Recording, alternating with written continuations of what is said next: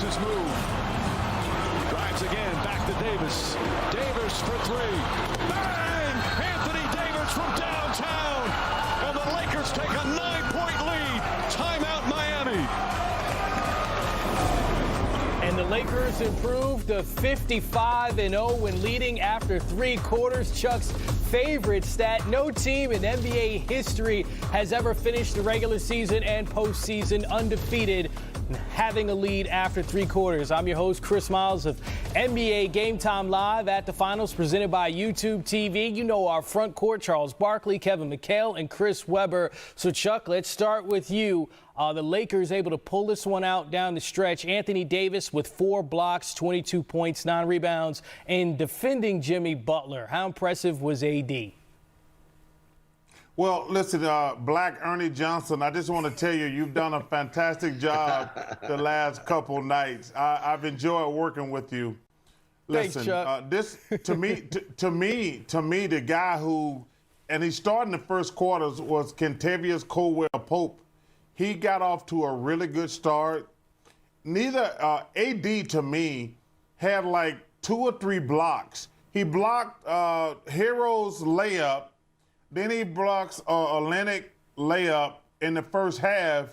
You know, people, Chris, one thing that people never think about, and Kevin and Chris know this, there's plays that happen in the first quarter and the first half that if something happened in the second half, people never talk about it. But Hero was going to the basket against AD one-on-one, and AD intimidated him. And then Olynyk had a layup. Those were the really big plays. But I thought that, hey, listen, AD was great. LeBron was really good and great. But I thought Caldwell-Pope, Danny Green, those guys chipped in just enough. Listen, let's be honest here. We knew the Lakers were going to win this series. Everybody who had any common sense about basketball knew it.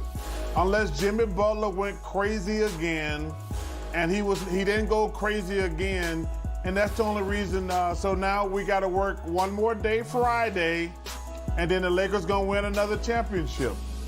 You know, Chuck, you pointed out KCP. Here's another crazy stat about him.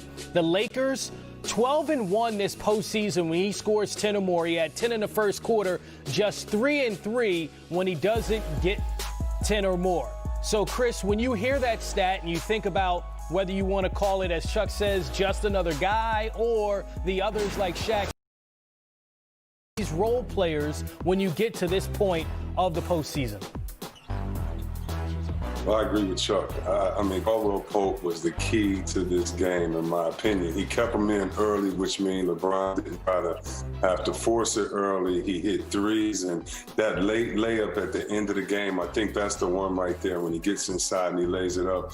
You need veterans like that to make plays. Yeah, Rondo came and did his thing. Caruso did his thing, but it was Caldwell-Pope, to me, that did his thing, and then AD defensively, because you really think about it, no one on the Lakers team could check Butler. I mean, he big boyed Dwight Howard early in the game, got a layup. Big boyed Morris and got a layup early. And so AD on the defensive end, even just going under the screens and trying to force Butler to shoot it, I thought was a great adjustment as well. I mean, that's a great point, C. Webb, because Jimmy Butler 5 for 5 in the first quarter. AD takes on that assignment, and then Jimmy was 0 for 3 in the next 2 quarters with just 4 points. So, Kevin, just thinking about that as a big trying to get out on the perimeter and guard someone like Jimmy Butler, who's coming off of a 40-point game, I mean, that was just incredible by Anthony Davis. Yeah, AD did a great job. He did what big guys should do. When you got spaced out on a guard, especially because Jimmy doesn't want to shoot the three, he's going to shoot it off the dribble. You got to get him to get the ball on the floor. After he gets the ball on the floor, you can use your length to go up and contest because he's got to gather the ball and shoot. And AD does a great job of staying in front of people, moving his feet, and his length really comes into play late when he gets that hand up.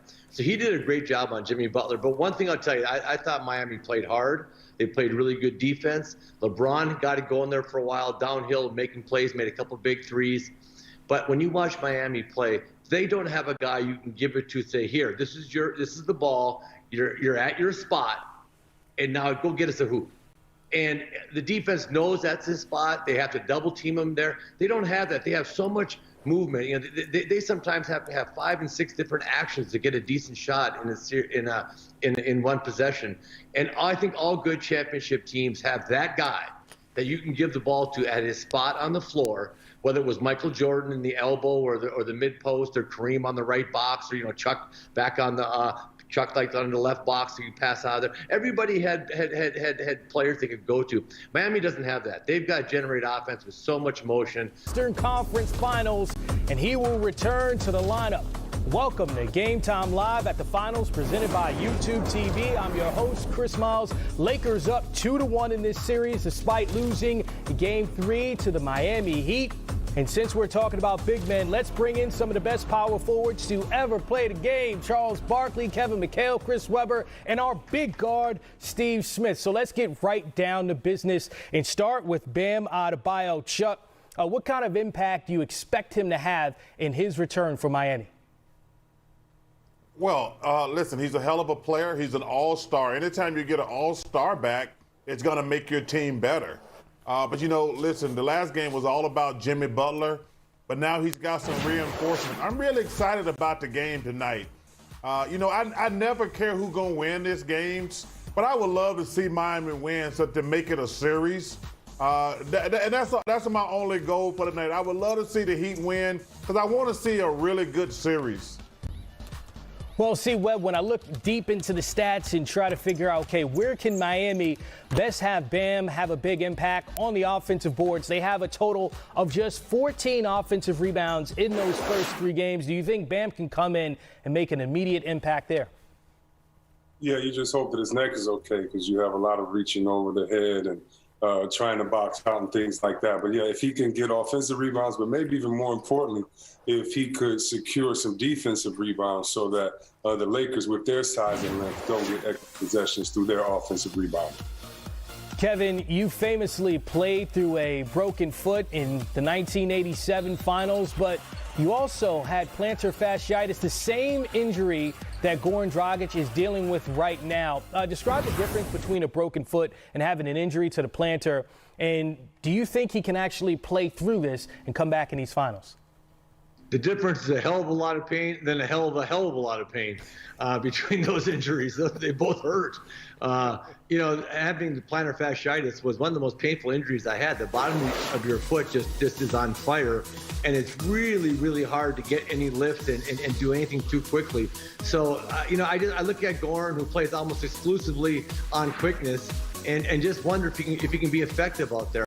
And the plantar fasciitis just doesn't go away. Here's when he does it, and you can see, watch, he looks down at his foot. He thought he stepped on something. And that's exactly what happens. It kind of pops. And watch, he'll look down. Now, he looked at his foot like, damn, I did the same thing when I did mine. I looked down, I thought I stepped on something. So I thought I'd stepped on something. I looked down and went, what the hell? And it's really painful. I hope Goran can play. I'm like Chuck. I want to see a really good series, and I love the heart that Miami has. They just come out, they give it to you all, and they're going to need to play great, because I have a feeling the Lakers are going to come out on fire tonight. Smitty, you talking about a team showing a lot of heart. I mean, we all kind of looked at this series and thought that the Lakers were dominating and they would just continue to roll, but in Game 3 they got that win. Does it feel like with Bam coming back that Miami has